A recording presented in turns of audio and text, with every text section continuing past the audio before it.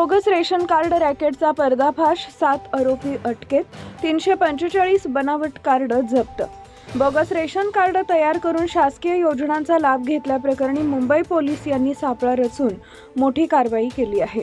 या प्रकरणात एकूण 7 जणांना अटक करण्यात आली असून मुख्य आरोपी सुजल सत्यनारायण दयाल याच्याकडून 345 बनावट रेशन कार्ड, विविध कागदपत्रे तसेच प्रिंटिंग मशीन जप्त करण्यात आली आहे. प्राथमिक माहितीनुसार ही बनावट कागदपत्र प्रधानमंत्री जन आरोग्य योजना आणि महात्मा फुले जन आरोग्य योजना यांचा लाभ मिळवण्यासाठी वापरली जात होती असा अंदाज आहे.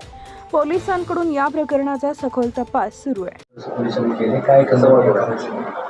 दिंडोशी पोलीस स्टेशनचे अधिकारी ATC टीम यांनी एक चांगली कामगिरी केलेली आहे. आम्हाला एक इन्फॉर्मेशन मिळाली की बोगस रेशन कार्ड बनवले जातात आणि त्याप्रमाणे आमच्या लोकांनी सापळा रचला आणि एक इसमाला पकडला. त्याच्याकडे बोगस रेशन कार्ड्स मिळून आले.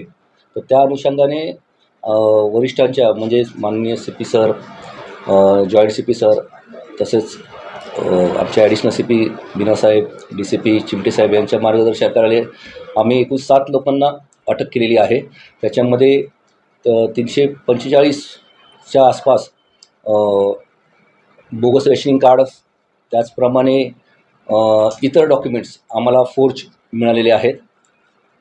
सदर जे डॉक्युमेंट आहेत हे प्रधानमंत्री जन आरोग्य योजना, त्याचप्रमाणे महात्मा फुले जन आरोग्य योजनाचा लाभ घेण्यासाठी सादर केले जातात, खोटे असे आम्हाला प्राथमिक अंदाज आहे. त्या अनुषंगाने आमचा तपास सुरू आहे. त्यामध्ये एकूण 7 आरोपी अटक केलेली आहे. मुख्य आरोपी हा जो बनवणारा आहे सुजल सत्यनारायण दयाल हा आहे. आम्ही त्याच्याकडून बरेचसे डॉक्युमेंट्स जप्त केलेले आहेत. प्रिंटिंग मशीन त्याच्याकडून म्हणजे कम्प्युटर्स जमा केलेले आहेत आणि पुढे तपास चालू आहे. सर, हे कसं ऑपरेट करायचं आणि एका राशनच्या मागे किती रुपयांमध्ये विकायचं आणि लोकांना कसा अप्रोच करायचे राशन? याच्यामध्ये तो एजंट्स आहेत काही जे त्याच्याकडे अप्रोच होतात आणि त्याच्यामार्फतीने ते हे करतात. त्यांना पण आम्ही अटक केलेली. उरलेले जे 7 लोक आहेत तर त्याच्यामधले ते आहेत.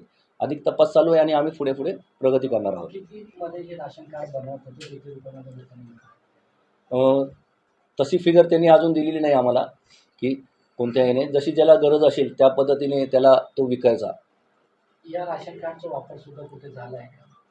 त्याचाच आम्ही शोध घेत आहोत. जिथे जिथे त्याने विकलेले आहेत, ज्या लोकांनी त्याचा वापर केलेला आहे त्यांच्याकडे चौकशी करून मग पुढे आम्ही त्याचा शोध घेणार. याच्यामध्ये काही बांगलादेशी अँगल पण आहे का? बरेच बांगलादेशीकडे पण राशन कार्ड सापडले आहेत. अद्यापर्यंत आमच्याकडे आलेले नाहीत, पण आम्ही त्याचा शोध चालू आहे.